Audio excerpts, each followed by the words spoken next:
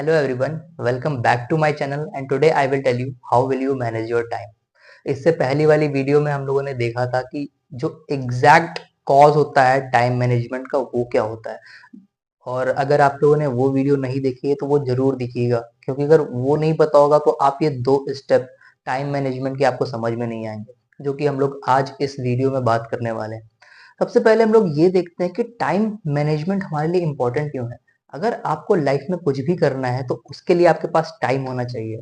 तो सबसे पहले आपको टाइम निकालना पड़ता है। आपने कभी ये सोचा है कि हम टाइम क्यों निकालते हैं या फिर किस काम के लिए निकालते हैं? उन काम के लिए जिनको करने में आपका इंटरेस्ट नहीं होता है। अगर आपका करने में इंटरेस्ट है उस काम को जो कि आपके लिए इम्पोर्टेंट है, तो वो काम आप करोगे, आपको टाइम निकालना नहीं पड़ेगा। इसी के बारे में हम लोगों ने इससे पहले वाली वीडियो में बात की थी। तो आज हम लोग उन दो ट्रिक के बारे में जानने वाले हैं जिनके बाद में हम लोग अपना टाइम मैनेजमेंट करना शुरू कर देंगे या फिर टाइम मैनेजमेंट करने के लिए हम लोग कैपेबल हो जाएंगे। तो उसमें से जो पहली ट्रिक है वो ये है कि आपको डेड लाइन देनी होगी। आपको अपना एक गोल सेट करना है, अपना एक काम सेट करना है जो कि एक पर्टिकुलर टाइम से पहले खत्म हो जाना चाहिए। आपने एक चीज गौर की है कि जब भी हम लोगों के एग्जाम आते हैं तो वो एक रात पहले या तो फिर हम लोग थोड़े टाइम पहले पढ़ना स्टार्ट करते हैं। तो होता क्या है कि हमारा सिलेबस ऑलमोस्ट कवर हो जाता है। तो अब वहां से और इसमें से क्या अंतर है, क्योंकि हमें पता है कि वहां पे एक डेडलाइन है, एक उससे पहले हम अपना कोर्स कंप्लीट करना होता है। और वो हम लोग ऑलमोस्ट खत्म कर लेते हैं और बहुत लोग तो खत्म भी कर लेते हैं। तो अब उसमें हो क्या रहा है, उसमें ये हो रहा है कि हमारे पास डेडलाइन है, उससे पहले ही पहले हमें कुछ ना कुछ करना होगा। वरना कहने को तो हमारे पास पूरा साल पड़ा हुआ रहता है। क्या हम उतने टाइम में पढ़ते हैं? नहीं पढ़ते हैं। क्यों नहीं पढ़ते हैं? क्योंकि हमारे पास उस टाइम पे कोई डेडलाइन होती ही नहीं। बट यहाँ पे क्या है, एक डेडलाइन फिक्स है कि अगर हम उस टाइम पे भी नहीं पढ़ेंगे तो डेडलाइन जो है वो डेड हो जाएगी, मतलब कि हमारा काम खत्म हो जाएगा। तो हमें उस टाइम पे पढ़ना ही पड़ेगा। तो इसलिए एक चीज हो गई, आपको अपनी डेडलाइन फिक्स करनी है। अगर आपने अपनी डेडलाइन फिक्स कर ली, हाँ, तो एक चीज क्या हो गई, आपको अपनी डेडलाइन फिक्स करनी है। अगर आपने गोल डिसाइड किया, डेडलाइन फिक्स कर दी, तो आपका काम अच्छा ही होगा, एक टाइम पे होगा। और दूसरी चीज क्या है कि आपको टाइम मैनेजमेंट करने की कोशिश ही नहीं करनी है। सबसे बढ़िया क्या है कि आप गोल डिसाइड करिए कि मुझे ये काम करना है आज। सपोज दैट कि आपको पढ़ाई करना है, आप एक स्टूडेंट हो, तो आपको ये डिसाइड करना पड़ेगा कि आज दो टॉपिक क्लियर करते हैं। कुछ भी हो जाए, मुझे ये दो दो टॉपिक क्लियर करके आगे बढ़ना है। अगर आपका ये मैनेजमेंट रहता है कि मैं दो टॉपिक क्लियर करूंगा, अब चाहे कितनी भी जल्दी क्लियर हो या फिर कितनी भी देर में क्लियर हो, तो इससे वो दो टॉपिक क्लियर हो जाएंगे और आपको टाइम मैनेजमेंट का इशू नहीं होगा। तो ये चीज आपको करनी चाहिए। टाइम मैनेजमेंट करने के लिए आपको टाइम ना निकालना पड़े, उसके लिए आपको वो काम को खत्म करना है।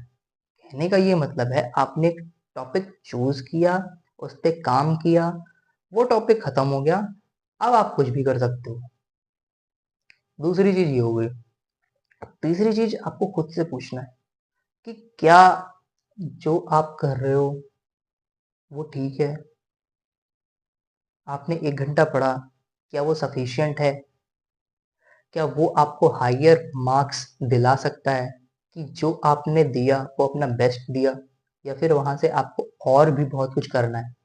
तो जब आपको इन सारी चीजों का जवाब यस में मिलेगा, तब आपको उस काम की वैल्यू पता चलेगी। और अगर मैं एक और पॉइंट इसमें ऐड ऑन करूं, तो वो ये है कि अगर आपका वाई क्लियर है तो आपको कभी टाइम मैनेजमेंट इन सब झंझटों में पड़ने की जरूरत ही नहीं पड़ेगी।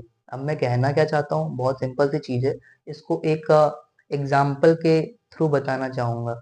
अब बेसिक सी चीज क्या है कि सपोज करिए कि आपके दादाजी हैं और वहां पे आपसे कह रहे हैं कि अ, एक जगह है और उस जगह पे हमारा खानदानी खजाना गड़ा हुआ रखा है, आपको जाना है और उसको खोद के निकालना है। तो आप उस सिचुएशन में क्या करोगे? कि क्या आपके अंदर आलस आएगा, ये आएगा कि मैं अभी थोड़ी देर फोन चला लूं, रील देख लूं, उसके बाद में जाऊंगा वो चीज निकालूंगा? या फिर थोड़ा-सा डिस्ट्रैक्ट हो जाता हूँ? नहीं, उस सिचुएशन में आपका पूरा कंसंट्रेशन सिर्फ़ उस खजाने पे होगा। आप पूरी मेहनत करोगे उसको पाने के लिए।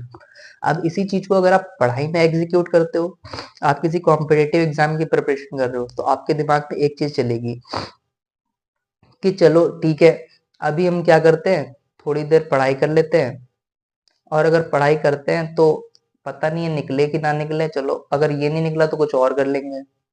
या तो फिर ये कि वो लॉन्ग टाइम आपका एक एम हो गया और शॉर्ट टर्म कुछ नहीं है, तो कुछ आपके पास शॉर्ट टर्म भी होना चाहिए। शॉर्ट टर्म मतलब short term outcome, short term goal, मतलब कि अगर आपने ये टास्क कंप्लीट कर लिया तो आप अपने आप को क्या रिवॉर्ड दोगे। अगर वो चीज आप लगाना सीख गए तो बहुत अच्छा हो जाता है। बेसिकली इस चीज को हम लोग how we can focus on the study, उस चीज में हम लोग इस चीज को बहुत अच्छे से समझने वाले हैं कि पढ़ाई पे फोकस कैसे करते हैं, क्योंकि वहां पे भी एक बहुत अच्छी अच्छी ट्रिक होती है पढ़ाई पे फोकस करने की। तो वो तो बात की बात हो गई, उसको हम उस वहां पे डील करेंगे। हाँ, तो मैं कहाँ पे था कि अगर आपके दादाजी ने कोई खजाना रखा है और आपको बताया है तो आप उस टाइम पे वहां पे डिस्ट्रैक्ट नहीं होगे। क्यों नहीं होगे? क्योंकि आपका वाई क्लियर है।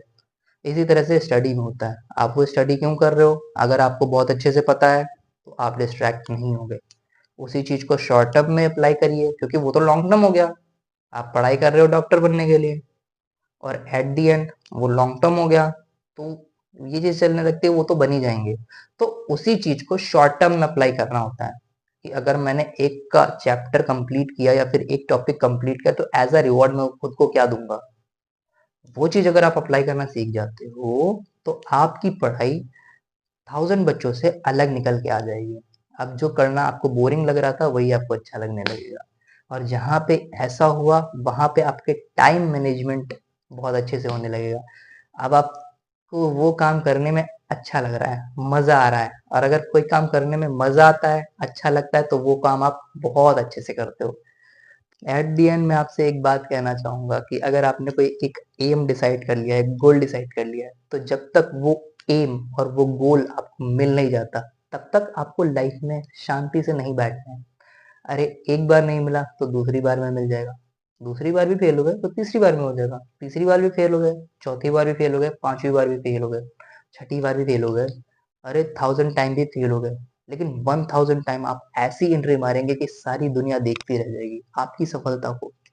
ये सब कहने के बाद में एक मोटिवेशनल शेर आया है, सब कुछ अच्छे से जान लिया, उसको अपना मान लिया, अब मुश्किल क्या आसान क्या, ठान लिया सो ठान लिया। बस ऐसी यही चीजें अपने दिमाग में रख के अपने गोल पे पूरी तरह से फोकस्ड हो जाइए और पूरी कोशिश करिए कि मुझे अपना गोल प्राप्त ही करना है, मुझे अपने गोल तक पहुंचना ही है, कैसे भी करके उसे अचीव करना है। मिलते हैं नेक्स्ट वीडियो में। Thank you for watch this video.